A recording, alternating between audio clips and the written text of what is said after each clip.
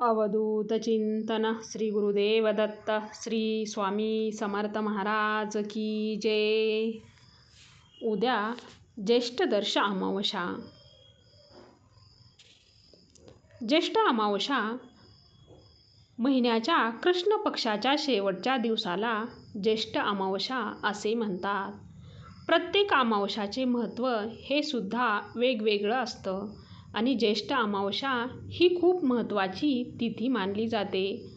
ज्येष्ठ महिन्यातील अमावस्या पूर्वजांना प्रार्थना करण्यासाठी, स्नान करण्यासाठी, दान करण्यासाठी आणि आत्मशुद्धीसाठी विशेष शुभ मानली जाते.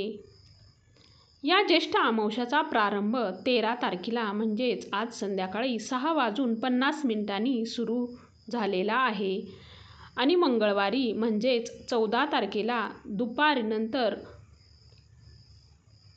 अमावस्या संपणार आहे. दुसऱ्या दिवशी जी सूर्याने बघितलेली आहे म्हणजेच 3:14 त्याची सांगता होणार आहे. म्हणून अमावस्या ही मंगळवारची धरली जाणार आहे, ज्याला दर्श अमावस्या, ज्येष्ठ अमावस्या असं म्हणतात. आणि त्यामुळे जे काही उपाय, सेवा असणार आहे ते देखील आपण उद्याच करायचे आहे. तर आता आपल्याला अगदी पहाटेपासून ते रात्री 12 वाजेपर्यंत कधीही उपाय आणि सेवा मंगळवारी करता येणार आहे. या व्यतिरिक्त उद्याच्या दिवशी सकाळपासून आपल्याला कुठली कामे करायची आहेत, कुठल्या गोष्टींचा समावेश उद्याच्या दिवशी करायचा आहे, हे आजच्या व्हिडिओमधून आपण पाहणार आहोत.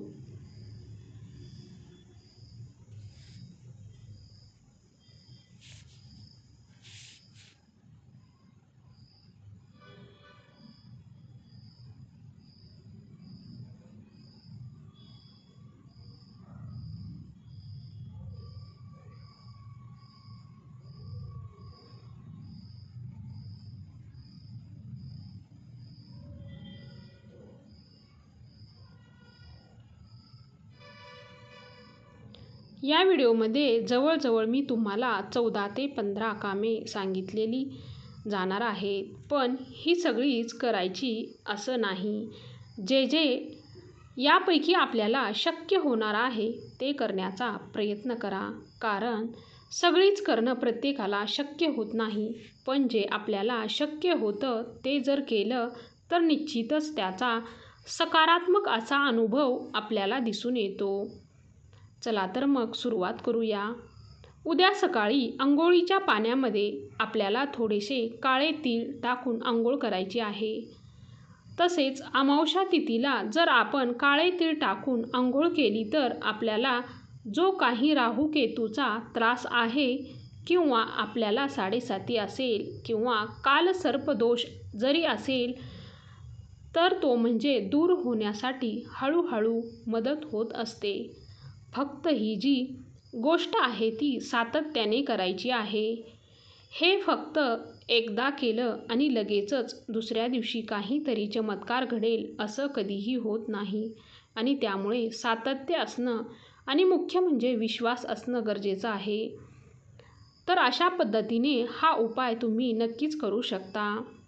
तसेच या व्यतिरिक्त आपल्याला सूर्याला अर्घ्य देखील द्यायचं आहे आणि सूर्याला अर्घ्य देताना 1 तांब्याचा तांब्या आपल्याला घ्यायचा आहे. त्यामध्ये पाणी भरायचं.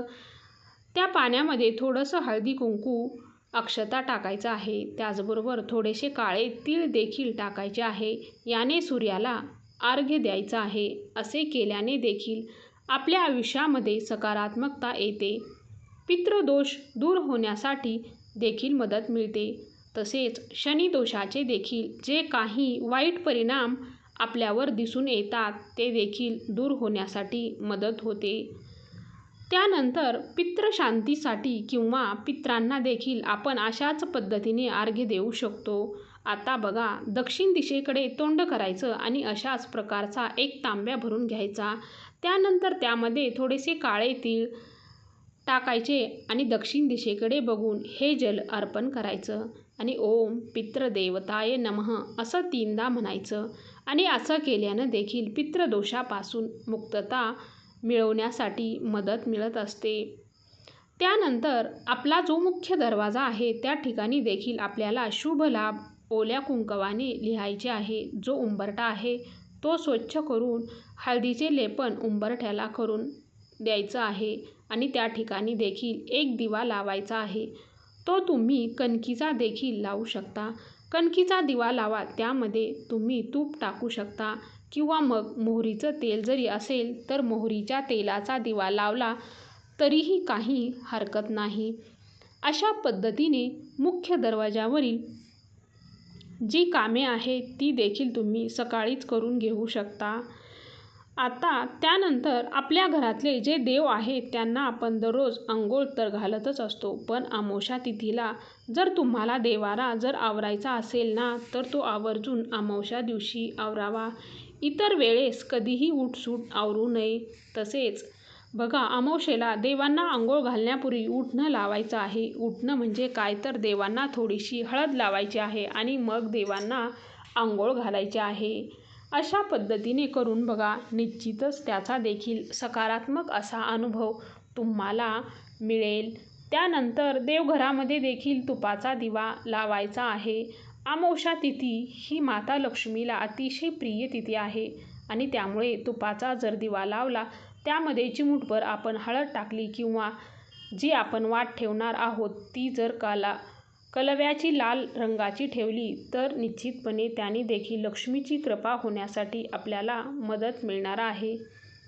त्यानंतर अमावास्येच्या दिवशी सेवा काय करायची असतात तर माता लक्ष्मीच्या ज्या काही सेवा आहे, जसे कुंकुमार्चन आहे, यंत्रावर कुंकुमार्चन करा. श्रीयंत्र असेल तर तुमच्याकडे कवड्या असतील तर तुम्ही कवड्याची सेवा करू शकता.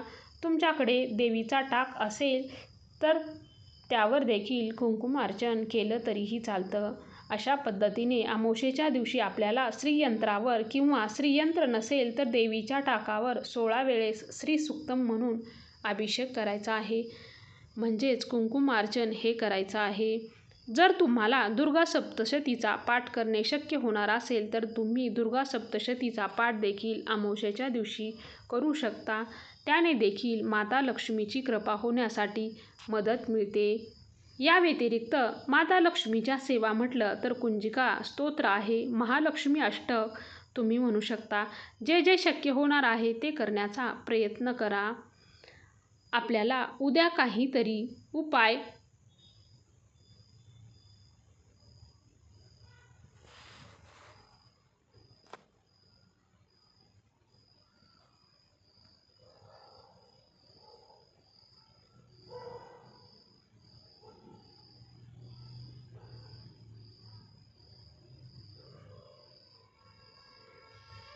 देखील करायचे आहेत. तर त्यामध्ये दही भाताचे जे उपाय आहेत ते करायचे आहेत. थोडक्यात आपल्याला दक्षिण दिशेला कावळ्यासाठी दही भात ठेवायचा आहे. तुम्हाला जर मुख्य दरवाजावरून उतारा करायचा असेल तर दही भाताचा उतारा देखील तुम्ही करू शकता. उतारा केल्यानंतर जो दही भात आहे तो एखाद्या मोकळ्या ठिकाणी झाडाखाली नेऊन ठेवायचा आहे, जेणेकरून कुणाचा त्यावर पाय पडणार नाही. अशा पद्धतीने उतारा केल्याने घरातील नकारात्मकता निघून जाण्यासाठी देखील मदत मिळते. नारळाचे देखील उपाय अमावास्येच्या दिवशी केले जातात. जर तुम्हाला घराची दृष्ट काढायची असेल तर घराची दृष्ट काढण्यासाठी देखील तुम्ही एक नारळ घ्यायचा आहे. तो सोलायचा तसाच घ्यायचा, मुख्य दरवाजावरून 7 वेळेस उतरायचा आणि एखाद्या झाडाखाली नेऊन ठेवायचा. कुणाच्या पायदळी पडेल किंवा रस्त्यावर कुठेतरी टाकायचा आणि मग त्यावरून गाडी वगैरे गेली तर अपघात घडू शकतो. त्यामुळे ही काळजी आपल्याला घ्यायची आहे, जेणेकरून असे अपघात घडणार नाही. तर अशा पद्धतीने तो नारळ ठेवून द्यायचा आहे. आता त्यानंतर बघा, अशाच प्रकारचा एक नारळ तुम्ही घरातील एखाद्या आजारी व्यक्तीवरून उतरवला किंवा एखादा कर्ता व्यक्ती आहे त्याला जर कामामध्ये यश येत नाही तर त्यासाठी देखील तुम्ही नारळाचा उतारा हा करू शकता किंवा नारळावर कर्पूर होम देखील केला जातो. एक नारळ घ्यायचा, तो सोलायचा नाही. त्या नारळावर आपल्याला 4 ते 5 भीमसेनी कापूर आहे किंवा साधा कापूर असेल तो हळूहळू आपल्याला पेटवायचा आहे आणि ते करत असताना एखादा मंत्र देखील म्हणायचा आहे. किंवा कालभैरव अष्टक देखील तुम्ही म्हणू शकता. आणि अशा प्रकारे जर सलग तुम्ही उद्यापासून 40 दिवस कपूर होम केला तर निश्चितपणे घरातील जी निगेटिव्ह आहे तर ती निघून जाण्यासाठी मदत मिळते. हा देखील तुम्ही उपाय करू शकता. आता त्यानंतर अमावस्येच्या दिवशीच पिवळ्या मोहरीचे देखील उपाय केले जातात. तुमच्याकडे जर पिवळी मोहरी असेल तर पिवळी मोहरी जी आहे ती चिमूटभर घ्यायची आणि आपल्या घरातील जी व्यक्ती आजारी असेल किंवा आपल्या घरातील प्रत्येक सदस्यावरून हा उपाय करायचा असेल तर तिच्यावरून ही पिवळी मोहरी 7 वेळेस उतरायची आणि नंतर एका ठिकाणी जमा करायची. ती कापरासोबत प्रज्वलित करायची. बघा, असं केल्यानं देखील निगेटिव्ह निघून जाण्यासाठी मदत मिळत असते. हाच उपाय तुमच्याकडे जर समजा नारळ नसेल, नारळाचा उतारा करणे शक्य नसेल तर पिवळ्या मोहरीचा देखील उपाय तुम्ही करू शकता. पिवळी मोहरी जेव्हा तुम्ही घरावरून उतरवणार आहात तेव्हा मात्र ती प्रज्वलित न करता ती उत्तर दिशेला फेकून द्यायची आहे. त्यामुळे घेताना पिवळी मोहरी अगदी थोडीशी घ्या, खूप जास्त घेऊ नका. किंवा तुमच्याकडे पिवळी मोहरी नसेल तर तुम्ही तिळाचा देखील उतारा करू शकता. काळे तीळ देखील तुम्ही तुमच्या पतीवरून, तुमच्या मुलावरून उतरवले किंवा तुमच्या स्वतःभोवती जरी 7 वेळेस फिरवले आणि ते उत्तर दिशेला फेकून दिले तर याने देखील निगेटिव्ह निघून जाण्यासाठी मदत मिळत असते. फक्त तीळ घेताना थोडेसे घ्या आणि फेकताना उत्तरेकडेच फेका. म्हणून आपल्याला थोडेसेच घ्यायचे, अगदी मूठभर घ्यायचे नाही. त्यामुळे घेताना अगदी तुम्ही 2-3 दाणे घ्यायचे आहे. त्यानंतर पिंपळाच्या झाडाला आपल्याला काही गोष्टी अर्पण करायच्या आहे. पिंपळाच्या झाडाला अमावस्येच्या दिवशी आवर्जून 11-21 प्रदक्षिणा घालायच्या आहेत. आता त्या ठिकाणी जाताना गूळ मिश्रित दूध आणि पाणी घेऊन जायचं आहे आणि ते पिंपळाच्या झाडाला अर्पण करायचं आहे. त्यासोबतच काळे तीळ देखील आपल्याला पिंपळ झाडाला अर्पण करायचे आहे. याने पितृदोषापासून मुक्तता मिळते. तर गोड दूध म्हणजे गूळ मिश्रित दूध जर आपण अर्पण केले तर त्याने माता लक्ष्मी आपल्यावरती प्रसन्न होत असते. जशी आपली समस्या असेल तशा पद्धतीने आपण पिंपळाच्या झाडाला देखील काही गोष्टी अर्पण करू शकतो. तसेच या व्यतिरिक्त पिंपळाच्या झाडाखाली जर तिळाचे तेल घालून कणकेचा दिवा लावला तर त्याने देखील आपल्या विविध समस्या सुटण्यासाठी मदत मिळते. त्यासोबतच एक माळ जप जर आपण त्या ठिकाणी ओम नमो भगवते वासुदेवाय या मंत्राची केली किंवा ओम पितृ देवताय नमः हा मंत्र त्या ठिकाणी म्हटला तर निश्चितपणे आपल्यावरती भगवान विष्णूंची तर कृपा होतेच, पण आपला पितृदोष दूर होण्यासाठी देखील आपल्याला मदत मिळते. तर अशा प्रकारे तुम्ही उद्याच्या अमावस्येच्या दिवशी हा उपाय नक्की करा. श्री स्वामी समर्थ. जय जय स्वामी समर्थ.